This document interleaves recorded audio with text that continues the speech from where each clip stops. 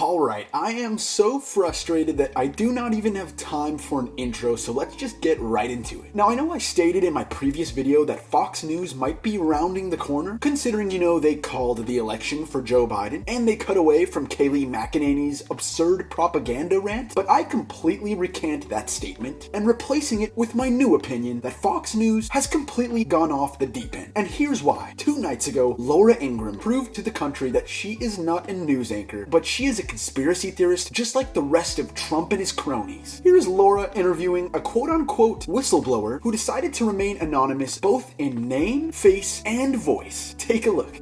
Now that poll worker joins me now exclusively with the shocking details.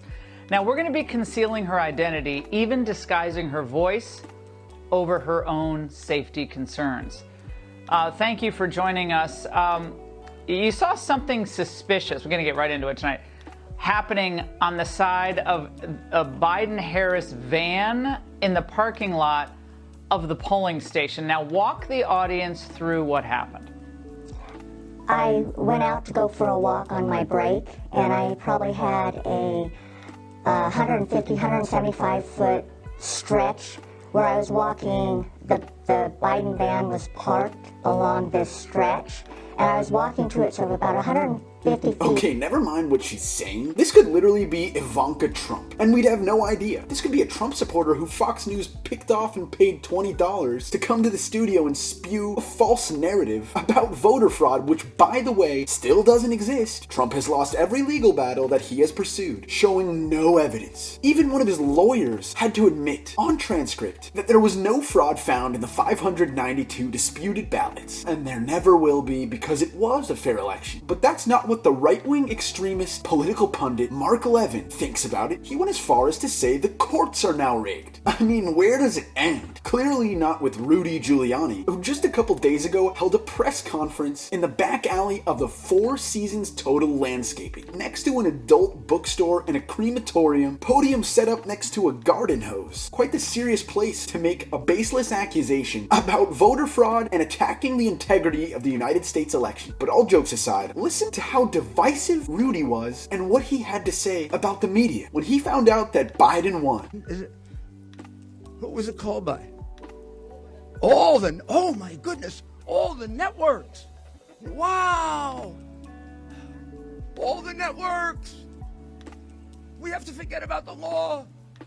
Judges don't count. All the networks thought Biden was going to win by 10%. Gee, what happened?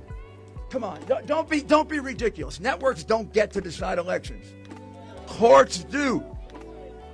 Come on, Rudy. It's not the media declaring Biden as the president-elect. The media is just the source that shares with the public the information they receive from American voters. They are just the outlet, and courts do not decide who wins an election. The American people do. But I know I don't have to explain this. He's just using legal jargon so that he doesn't ruin the failing legal battles that he and Trump are currently pursuing. But it doesn't matter what he says, because it's not working. Even the Evangelical Pastor Robert Jeffress declared to his worshipers that Joe Biden will be the president-elect, and whether or not they like it, they should pray that he does a fine job in the presidency. Now, this is the first time I've ever agreed with an evangelical, so this is really not good for Trump, or Mike Pence for that matter, when the evangelical community begins to turn on you. But it's absurd that so few of the Republicans and Trump supporters have gone on the record to state that Biden won, or congratulated him, because just 2 days ago, Senator Ron Johnson was walking by the press when they asked him if he had reached out to President-elect Joe Biden.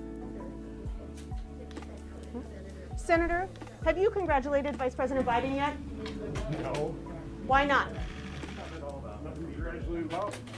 If you couldn't hear there, he said there's nothing to congratulate him about, but that is just such a disregard for democracy and for how elections work. Now, luckily, it really doesn't matter as to whether or not Trump concedes, because come January 20th, Joe Biden will take over. But something that is concerning is the fact that the head of the General Services Administration, Emily Murphy, has refused to sign off on the transition that takes place every single time a new president-elect is announced to Joe Biden. She hasn't signed off, which basically means that Joe Biden Biden and his administration are unable to get to work on the tasks ahead, because we still do have a raging pandemic that is killing off over 1,000 Americans a day, and as soon as she signs off on this, Biden gets access to classified information, federal funds, and I think most importantly, national security threats, because we all know that during the transitional period from one president to another is when we are most vulnerable to foreign interference or a terrorist attack. And with Trump playing golf every day and staring at the TV, hoping for some miracle that isn't coming, and we know he also doesn't read his daily briefings, Joe Biden is left in the dark, which really leaves America in a weak and scary position in the world, because we already have foreign leaders acknowledging Biden's victory, congratulating him, but if some of our enemies see that Trump is refusing to hand over the keys, well, that, my friends, is what we call a national security risk. But let's hope none of that happens. It is crazy that it's been less than a week since this election was called, because boy, it already feels like there has been a year's worth of news since last Saturday. And guys, you know I will be covering everything from all angles, so make sure you click the subscribe button in the bottom left corner for brand new daily videos, and I will continue to uncover the truth.